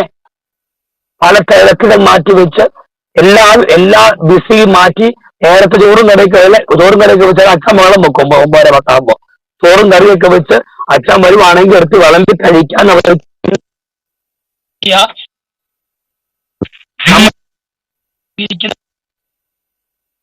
സ്തോത്രം. എന്താ ഒരു റിസൾട്ട്, ഒരു വിടുതൽ വേണം. ഞാൻ ചോദിക്കുന്ന ചോദ്യം, പ്രവാചകന്മാര് വന്നു, പ്രവചനം കേട്ടു, 1000 ദൂത് കേട്ട് കാണും. എന്നിട്ട് റോസരി ആന്റി ഇന്ന് കണ്ടാ മറുപടി ഇല്ലെങ്കിൽ എന്താ കുഴപ്പം? നമ്മൾ പറയും വന്ന സകല പ്രവാചകന്മാരും പറഞ്ഞ ദൂത് ഒന്ന് തന്നെയാ. അർത്ഥം എന്താ? വന്നവരേക്ക് ആത്മാവ് ഒന്നായത് കൊണ്ടാ. എവിടെ വിഷയം? കേട്ട നമുക്ക് എവിടെ വിഷയങ്ങളുണ്ട്? കേട്ട നമ്മുടെ അകത്ത് എവിടെയൊക്കെയോ ചില തടസ്സങ്ങളുണ്ട്. അതുകൊണ്ട് യോശുവ പറഞ്ഞത് ജനത്തെ നാളെ ശുദ്ധീകരിക്കണം. സ്തോത്രം. ശുദ്ധീകരണം കൂടാതെ നിങ്ങൾക്ക് യുദ്ധം ചെയ്യാൻ കഴിയത്തില്ല. പട പേടിച്ച് ഒരു തലമുറ ഭയന്നു നിൽക്കുമ്പോ, പരാജയപ്പെട്ട് നിൽക്കുമ്പോ, ഒറ്റപ്പെട്ട് നിൽക്കുമ്പോ ഞാൻ ആത്മനിയോഗത്തോടെ കൈമാറാൻ പ്രിയരെ, ദൈവത്തിന്റെ കരം നിനക്ക് വേണ്ടി വെളിപ്പെടാൻ പോവാ. ദൈവത്തിന്റെ പദ്ധതി നിങ്ങൾക്ക് വേണ്ടി വെളിപ്പെടാൻ പോവാ. എനിക്കൊരു കാര്യം ഉറപ്പിച്ചു പറയാൻ പറ്റും, യേശു എന്ന നാമത്തിന്റെ ശക്തി ഇന്ന് രാത്രിയിൽ ചില കുടുംബങ്ങളുടെ മേൽ അതിന്റെ നിയോഗത്തോടെ വെളിപ്പെട്ടിരിക്കും. എന്റെ സമയം 9 മണി വരെയാണ്. എനിക്കറിയാം ഈ അഭിഷേകൻ കറക്റ്റ് പഞ്ചുവാഴ്ചയുള്ള ആളാണ്, അതുകൊണ്ട് തന്നെ ഞാൻ ആ സമയത്ത് നിർത്തിക്കോളാം. പക്ഷെ ഞാൻ ഒരു കാര്യം പറയാം, നിങ്ങൾ നോക്കി വായിച്ച വാക്യത്തിലേക്ക് ഞാൻ ഹൃദയം കൊണ്ടുവരാം. പക്ഷെ ഒരു കാര്യം, നിങ്ങൾ എന്നും ശിശുക്കളെ പോലെ, എന്റെ ചോദ്യം, പണ്ട് നമ്മൾ ജനിച്ചപ്പോഴൊക്കെ ഞാൻ ഉൾപ്പെടെ പാല് കുടിച്ചാ വളർന്നത്. ഇന്ന് ഞാൻ പാല് കുടിക്കാറില്ല, ഞാൻ ബിരിയാണി ഏറ്റവും കൂടുതൽ കഴിക്കുന്നത്. എന്താ കാര്യം? ഞാനന്ന് വളർന്നു. ഒരു നല്ലൊരു പ്രായത്തിൽ ഇപ്പൊ 40-ാമത്തെ വയസ്സിൽ ഞാൻ നിൽക്കുക. ഇന്നെനിക്ക് പാല് എന്നാ പറയാം, പാല് വേണ്ട, ബിരിയാണി ഉണ്ടോ, മന്തിയുണ്ടോ, കുഴിമന്തി ഉണ്ടോ, അൽഫാമുണ്ടോ, ചോറുണ്ടോ, പോത്ത് ഫ്രൈ ഉണ്ടോ എന്ന് ചോദിക്കും. എന്താ കാര്യം? പാല് കുടിക്കേണ്ട പ്രായം കഴിഞ്ഞു. പക്ഷേ നമ്മുടെ ഫുഡുകൾ ചേഞ്ച് ആക്കാറുണ്ട്. പക്ഷേ ഇന്നും നമ്മൾ ഈ കാര്യത്തിൽ മാത്രം ശിശുക്കളാ. നീ വചനത്തിൽ വളരണം, വചനത്തിൽ വേരൂന്നണം. വചനം ഇല്ലാതെ എനിക്ക് നിങ്ങൾക്കും നിലനിൽക്കുവാൻ കഴിയത്തില്ല എന്നുള്ളതിന് ഒരു സംശയവും വേണ്ട. വായിച്ച വേദവാക്യം യോഹന്നാന്റെ സുവിശേഷം 20-ാം അധ്യായത്തിന്റെ 14-ാമത്തെ വാക്യം. വളരെ വേഗത്തിൽ ഞാൻ പറയാം. ഈ 20-ാമത്തെ അധ്യായത്തിന്റെ പ്രത്യേകത ഒരു പുതിയ ചരിത്രം തുടങ്ങുകയാണ്. ഞാൻ നിങ്ങളെ നോക്കി ആദ്യത്തെ ഒരു പ്രവചന ശബ്ദം ഷാജിപ്പാസ് 24-ന്റെ 8-ാമത്തെ മാസം തൊട്ട് നിങ്ങളുടെ ഈ മിനിസ്ട്രിയുടെ ഒരു പുതിയ ചരിത്രത്തെ ദൈവാത്മാവ് തുറക്കാൻ പോവാ.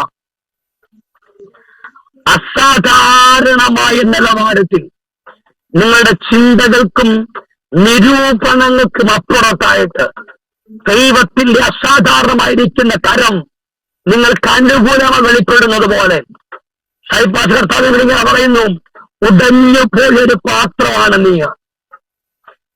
കരുതേവരും കൂടെ നിന്നവരും കൂടപ്പിറപ്പുകളും ഒരുപക്ഷെ തള്ളിക്കളഞ്ഞു കാണുമായിരിക്കാം. പക്ഷേ ഞാൻ ആത്മാവിന്റെ നിയോഗത്തിനകത്ത് പ്രവചിച്ചു പറയാം. ഒരു പദമുണ്ട് യെഹെസ്കേലിന്റെ പുസ്തകത്തിൽ ഇങ്ങനെ വായിക്കുന്ന, കേബാർ നദീതീരത്തിരുന്ന് കരയുന്ന ഒരു യെഹെസ്കേൽ നമുക്ക് കാണാൻ കഴിയും. എന്നാൽ പത്രികയിൽ വെച്ചു ഈ അസ്ഥികൾ ജീവിക്കുമോ എന്ന് ചോദിച്ചെടുത്ത് ഒരു സൈന്യത്തെ ദൈവം എഴുന്നേൽപ്പിച്ചതുപോലെ എനിക്കറിയത്തില്ല വിശുദ്ധനെ, നീ ഇപ്പോൾ ഒറ്റപ്പെട്ട് നിൽക്കുന്ന മേഖലയ്ക്ക് കത്തുനിന്ന് നീന്റെ ഏകാന്തത എന്ന ചട്ടക്കൂടിനെ പൊട്ടിച്ച് ദൈവികമായിരിക്കുന്ന നിയോഗങ്ങളുടെ കത്തോട്ട് നിന്നെ കൊണ്ടുവന്ന് കാഴ്ചവെട്ടിപ്പിക്കുന്ന എന്റെ ദൈവത്തിന്റെ പദ്ധതി ആരാധനയ്ക്കകത്ത് അധികാരത്തോടെ അത് വെളിപ്പെടാൻ തുടങ്ങുന്നു. പക്ഷെ വാക്യത്തിന്റെ പ്രത്യേകത ഒരു പുതിയ ചരിത്രം ആരംഭിക്കുന്നു. 19-ാമത്തെ അധ്യായം ഒരു ചരിത്രം അവസാനിപ്പിക്കുക. അതാരുടെയാ? യേശു എന്ന മഹാനായവന്റെ ചരിത്രം. സകല റോമൻ പടയാളികളും റോമൻ ഗവൺമെന്റും പീലാത്തോസും സന്നിധി സംഘവും ഒരുപോലെ ഏഴ് മതക്കോടതികൾ, പല മതക്കോടതിക്കകത്തോട്ട് കയറിയിറങ്ങി യേശു കർത്താവിനെ വിചാരണ ചെയ്യുമ്പോൾ ആ ക്രൂശിൽ കിടന്ന് 7 മൊഴി യേശു പറയുമ്പോഴും എനിക്കൊരു കാര്യം പിടികിട്ടി, യേശു എന്ന വ്യക്തിയുടെ മേൽ യാതൊരു കുറ്റവും കുറവുമില്ല. പക്ഷെ കുറ്റം ചെയ്തില്ലെങ്കിൽ പോലും ബറബാസ് എന്ന് പറയുന്ന ഒരു മനുഷ്യൻ പ്രത്യേക സന്ദർഭങ്ങളിൽ കുറ്റവാളിയായിട്ടും കുറ്റമില്ലാത്തവനെ പോലെ ഒരു ബറബാസിനെ നിരപരാധികൾ പറഞ്ഞു വിടുമ്പോഴും യേശു കർത്താവിന് മുമ്പിലൂടെ അട്ടളടിക്കുന്ന ബറബാസ് ചിരിച്ച മുഖത്തോടെ കുറ്റവാളിയാണ്, കുറ്റം ചെയ്തവനാണെങ്കിലും അവനെ വെറുതെ വിടുമ്പോൾ അവൻ ചിരിച്ചുകൊണ്ട് യേശുവിന്റെ അടുക്കലൂടെ പോകുമ്പോൾ യേശു മനസ്സിൽ പറഞ്ഞൊരു പദമുണ്ട്, എടാ ബറബാസേ, എന്താണ് ചിരിക്കുന്നേ? എടാ, നീ ചെയ്ത പാപത്തിനും കൂടെ വേണ്ടിയിട്ടാ ഞാൻ ക്രൂശിലേക്ക് പോകുന്നത്. നല്ലൊരു ആമേൻ പറഞ്ഞോണേ. സകല മതകോടതിക്കകത്തും വിചാരണ ചെയ്തു. പീലാത്തോസിന്റെ ഒടുക്കത്തെ വിധി, ഇവന് ഞാൻ യാതൊരു കുറ്റവും കാണുന്നില്ലെങ്കിലും അടുത്തത് ദേശം മൊത്തം ഒരുപോലെ പറഞ്ഞു, ഇവനെ ക്രൂശിക്കാം, യേശുവിനെ ക്രൂശിക്കാം. സത്യത്തിൽ ഞാൻ പറയാം പീലാത്തോസേ, അത് നീ വെറുതെ പറഞ്ഞ വെറും വാക്കല്ല കുഞ്ഞെ, മറിച്ച് നിന്നെ കൊണ്ട് പിതാവാം ദൈവം അങ്ങനെ പറയിപ്പിച്ചതാ. അർത്ഥം, ക്രൂശീകരണം എന്ന് പറയുന്നത് ഒരു കെട്ടുകഥയല്ല, സർവശക്തനായ ദൈവത്തിന്റെ മുൻനിർണയവ. അതുകൊണ്ടാ സ്വർഗത്തിലെ സകല നന്മകൾ, സകല പ്രൗഢികളുമൊക്കെ മാറ്റിവെച്ചിട്ട് ഈ താണഭൂമിയിലേക്ക് യേശു എന്ന തന്റെ പുത്രനെ, വചനമാകുന്ന ജഡമാകുന്ന പുത്രനെ ഈ ഭൂമിയിലേക്ക് പിതാവന്ത് അയച്ചത് വെറുതെയല്ല. ഒരു രോഗശാന്തിക്കോ ഭൂതശാന്തിക്കോ മരിച്ചവൻ ഉയർത്തുവാനോ അതൊക്കെ ഒരു ഭാഗമാ. പക്ഷെ പുത്രൻ ഈ ഭൂമി വന്നത് ഒറ്റ ലക്ഷ്യം കൊണ്ടാ. എന്തിനാ? ഈ താഴ്ചക്കടക്കുന്ന എന്നെയും നിങ്ങളെയും നിത്യത എന്ന ഉയരത്തിലേക്ക് കൊണ്ടുപോകാൻ. നമ്മുടെ പാപത്തിന് വേണ്ടിയിട്ട് ഏകനായിരിക്കുന്ന ആദം മുഖാന്തരം ഉണ്ടായ പാപം ഏകനായിരിക്കുന്ന യേശു മുഖാന്തരം പരിഹരിക്കപ്പെട്ടു. ഇന്ന് രാത്രി വിശ്വസിച്ച് പറയേണ്ടത് മക്കളെ, 19-ാമത്തെ അധ്യായം വായിക്കുമ്പോൾ യേശുവിനെ അടക്കി, അവന്റെ കല്ലറ അടച്ചു. ഞാൻ അവിടെ വിടുക, ഒത്തിരി കാര്യങ്ങൾ പറയണമെന്ന് ആഗ്രഹമുണ്ട്, പക്ഷെ ഞാൻ വിടുകയാണ്. നോക്കിക്കേ, എല്ലാം തീർന്നു വന്ന് 19-ാമത്തെ അധ്യായം വിധി കൽപ്പിക്കുമ്പോ 21 കാണുക, മറിയ എന്ന് പറയുന്നൊരു സഹോദരി യേശുവിനെ കാണാൻ കല്ലറയിലേക്ക് ഓടുന്നു. മർക്കോസ് എന്ന സുവിശേഷകൻ പറഞ്ഞൊരു പദമുണ്ട്, ആര് ഈ കല്ല് ഉരുട്ടി മാറ്റുമെന്ന് അവർ തമ്മിൽ ചോദിച്ചു. പക്ഷേ ഞാൻ അവിടെ കണ്ടൊരു കാഴ്ച പറയാം. യോഹന്നാൻ കല്ലിനെ കുറിച്ചൊന്നും പറയുന്നില്ല, പക്ഷെ ആദ്യമേ ആ 21-ാമത്തെ വാക്യത്തിൽ കിടപ്പുണ്ട്, തുറക്കപ്പെട്ട കല്ലറ കണ്ടു. മറിയേ, നീ എന്തിനാ അങ്ങോട്ട് പോണേ? യേശുവിനെ കാണാൻ. എന്റെ ചോദ്യം, അവൻ മരിച്ചില്ലേ? അതെ, മരിച്ചു. അവന്റെ കല്ലറ കല്ലുകൊണ്ട് അടച്ചില്ലേ? അടച്ചു. അവന്റെ കല്ലറയ്ക്ക് മുമ്പിന് മുദ്രയില്ലേ? ഉണ്ട് പാസ്, മുദ്രയുണ്ട്. എന്റെ ചോദ്യം, പോയാൽ കാണാൻ പറ്റുമോ? പറയും, എനിക്ക് അവനെ കാണണം. എന്താ മനസ്സിലായി നിങ്ങൾക്ക്? നിന്റെ കണ്ണുകൊണ്ട് നിങ്ങൾ കാണുന്ന പല സാഹചര്യങ്ങളും നീ നന്മ കാണുകയെന്ന് പ്രൂവ് ചെയ്യുമ്പോൾ വിശ്വാസത്തോടെ സ്റ്റെപ്പ് എടുത്ത് മുന്നോട്ട് വയ്ക്കാൻ എത്ര പേർക്ക് ആഗ്രഹമുണ്ട്? നല്ലൊരാമേ. കണ്ണുകൊണ്ട് കാണുന്ന തടസ്സങ്ങൾ എന്തുമായിക്കോട്ടെ, പക്ഷെ മറിയ പറയുക, എനിക്കെന്റെ യേശുവിനെ കാണണം. മറിയ അവിടെ പോകുന്ന സമയം ബൈബിൾ പറയുന്നു, അധികാലത്ത്, ഇരുട്ടുള്ള സമയത്ത്. വേഗത്തിൽ പറയാൻ മക്കളെ, ഒരു സ്ത്രീയെ സംബന്ധിച്ചിടത്തോളം ഇരുട്ടുള്ള സമയത്ത് യേശുവിനടക്കിയ വിജനമായ ഈ സെമിത്തേരിയിലേക്ക് ചെല്ലുക എന്ന് പറഞ്ഞാൽ ചെറിയൊരു കാര്യമല്ല. പക്ഷേ സാഹചര്യങ്ങളല്ല നിന്റെ വാറ്റത്വങ്ങളെ തീരുമാനിക്കുന്നത്. കമോൺ, ആരും മിണ്ടുന്നില്ലല്ലോ. പക്ഷെ നമ്മുടെ ബാങ്ക് ബാലൻസോ നമ്മുടെ ക്വാളിഫിക്കേഷനോ ഒന്നുമല്ല നമ്മിൽ കിടക്കുന്ന ദൈവിക നിയോഗത്തെ വെളിപ്പെടുത്തുന്നത്. നമ്മുടെ അകത്ത് കിടക്കുന്ന ഫെയ്ത്താ. ഞാൻ അങ്ങോട്ട് പോയാൽ സമയം പോകും. എനിക്ക് കുറഞ്ഞ 2 മണിക്കൂറെങ്കിലും വേണം പ്രസംഗിക്കാൻ, എന്നാലും ഞാൻ പ്രസംഗിക്കത്തുള്ളൂ. ഷായിപ്പാസേ, ചുമ്മാ പറഞ്ഞതാ, 1 മണിക്കൂർ അകത്ത് പ്രസംഗം നിർത്തും. പക്ഷേ എനിക്ക് ചില കാര്യങ്ങളുടെ പ്രൂവ് ചെയ്തെങ്കിലേ ഇതിന്റെ പൂർവ്വലേക്ക് എത്താൻ പറ്റത്തുള്ളൂ. പക്ഷെ ഞാൻ സമയം പൊക്കൊണ്ടിരിക്കുന്നു. അതകത്ത് വാക്യം വിരാമം കൊടുക്കാം. നോക്കുക, മറിയയുടെ മുമ്പിൽ സാഹചര്യങ്ങൾ അനുകൂലമല്ല. പക്ഷെ മറിയക്കൊറ്റ ആഗ്രഹം, എനിക്കെന്റെ കർത്താവിനെ കാണണം, എനിക്കെന്റെ യേശുവിനെ കാണണം. എന്നെ കേൾക്കുന്നത് മക്കളെ, സാഹചര്യങ്ങൾ 1 ഇരുട്ട്, 2 റോമപ്പടയാളികൾ, 3 ഇമ്പീര മുദ്ര, 4 വലിയ കരിങ്കല്ല്. ഈ 4 കൂട്ടം തടസ്സങ്ങൾ മറിയയ്ക്ക് യേശുവിനെ കാണാനുള്ള സാധ്യതയില്ല. പറയും 1 ഇരുട്ട്, 2 പടയാളി, 3 മുദ്ര, 4 കല്ല്. വേറെ ഇഷ്ടം പോലെ ഉണ്ട്, വേണമെങ്കിൽ കണ്ടുപിടിച്ച് പഠിച്ചു. ഹല്ലേലൂയ. പക്ഷേ ഈ 4 കൂട്ടം സാഹചര്യങ്ങൾ യേശുവിനെ കാണാനുള്ള സാധ്യതകൾ മുമ്പിലില്ലെങ്കിലും വിശ്വാസത്തോടെ മറിയ ചെന്നപ്പോൾ കണ്ടത് അടഞ്ഞു കിടക്കുന്ന കല്ലറയല്ല, തുറക്കപ്പെട്ട കല്ലറ. എന്നെ കേൾക്കുന്ന ദൈവ പൈതലേ, ഇന്നലകളിൽ നീ പറയുന്ന, നമ്മൾ പറഞ്ഞ ഒരു എക്സ്ക്യൂസും, നമ്മൾ പറഞ്ഞ ഒരു കാരണങ്ങളും ഞാനും നിങ്ങളും കേട്ട വാക്തത്വത്തിന് തടസ്സങ്ങളെയല്ല. കാരം ഉയർത്തി ആമേൻ പറ. എന്റെ പ്രായം കഴിഞ്ഞുപോയി, എന്റെ അപ്പന്റെ കൈ പൈസയില്ല, ഞാൻ വാടക വീട്ടിൽ കിടക്കുക, എനിക്കൊരു കാലത്ത് വീടുണ്ടാകത്തില്ല. ഇതൊക്കെ നമ്മൾ പറയുന്ന എക്സ്ക്യൂസാ പ്രിയരെ. പക്ഷെ ദൈവത്തിന് നമ്മെ മാനിക്കാൻ പ്ലാൻ ഉണ്ടെങ്കിൽ ദൈവം മാനിക്കും. നോക്കുക, മറിയ ചെന്നു കണ്ടത് അടയപ്പെട്ട കല്ലറയല്ല, തുറക്കപ്പെട്ടത്.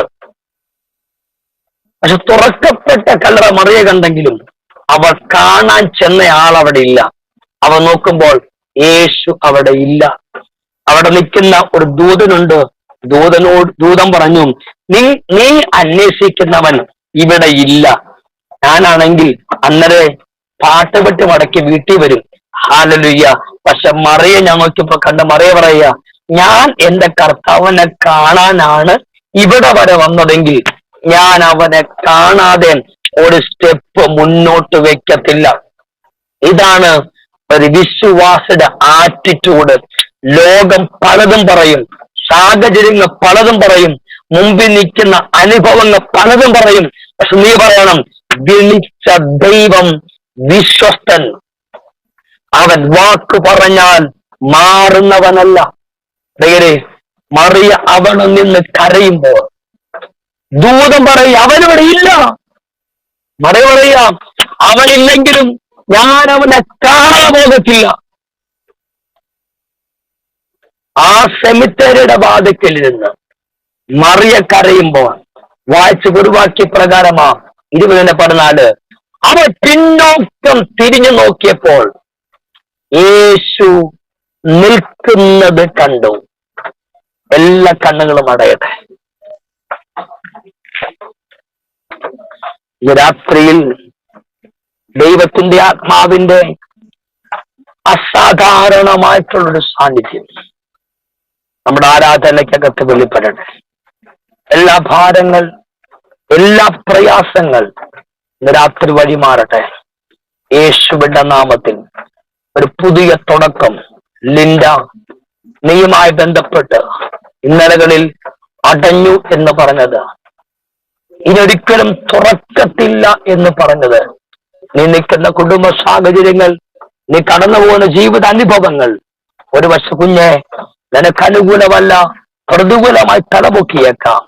പക്ഷേ ഇന്ന് രാത്രിയിൽ നീ വിശ്വസിക്ക്, ദൈവത്തിന്റെ അസാധാരണമായ നിത്യം നിന്റെ ജീവിതത്തിന്റെ അകത്തളങ്ങളിൽ നിയോഗത്തോടെ വെളിപ്പെടാൻ പോവാ. ചില വാതിലുകൾ നിന്റെ മുമ്പിൽ തുറക്കാൻ പോവാ. ചില വഴികൾ നിന്റെ മുമ്പിൽ തുറക്കാൻ പോവാ. എല്ലാ കണ്ണുകളും അടയട്ടെ. ഉടമന അതരമന ഘടകസ്യം തന ബിന്ദുവാന്റിയുടെ ദൈവ അഭിപ്രകാരം പറയുന്നു, തള്ളിക്കളഞ്ഞ കല്ല് മൂലക്കല്ലായതുപോലെ ഞാൻ നിന്നെ ഒരു കോർണർ സ്റ്റോൺ ആക്കി, ഒരു മൂലക്കല്ലാക്കി ഞാൻ നിന്നെ മാറ്റും. വേദനകളുടെയും പ്രതിസന്ധികളുടെയും പ്രതികൂലത്തിന്റെയും അനുഭവങ്ങൾ നിനക്ക് നേരെ തലപൊക്കി കീറി വന്നപ്പോ, അതെ, നിന്നെ മാനിക്കാൻ കഴിയുന്ന ഒരുവൻ ഇതിനകത്തുണ്ട്. അവന്റെ പേരാ യേശു. ശിബുവങ്ങളെ, ഫിനാൻഷ്യലി നീ ഭാരപ്പെടുന്ന ചില വിഷയത്തിനകത്ത് ദൈവം ചില കാര്യങ്ങൾ സെറ്റിൽ ചെയ്യും കേട്ടോ.